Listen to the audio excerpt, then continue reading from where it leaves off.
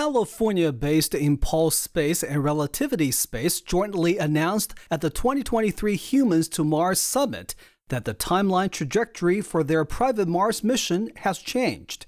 They're now expecting to launch sometime in 2026. If successful, they will still beat out SpaceX in the race for private companies to send interplanetary missions to Mars.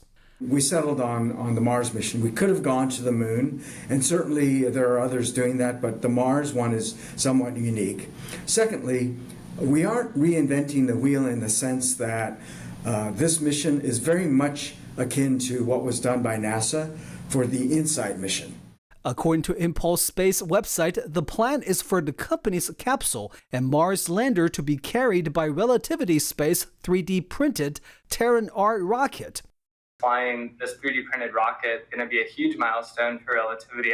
I'm quite convinced this is the biggest 3D printed object really ever flown in aerospace. After traveling through space for over half a year, the cruise vehicle will inject the entry capsule into the Mars orbit. The lander will then perform a propulsive landing using purpose-built engines developed in-house at Impulse Space. This would complete the first commercial payload delivery to the surface of Mars. Both companies emphasize that the mission is just to deliver commercial payloads, not humans. As to the burning question on everybody's mind, when we'll be able to put humans on Mars?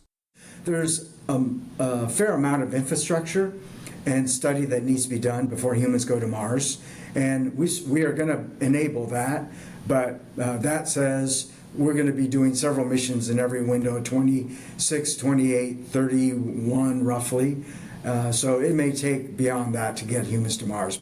The companies believe that they can deliver the payload at lower cost and on a quicker turnaround than NASA. We do it relatively economically compared to what governments would have to charge, and do it so that it can also be repeated so people can think about Mars on a schedule, not here's a mission, it's going to be a once in 10-year, 15-year time frame, but that they actually can predict their schedules.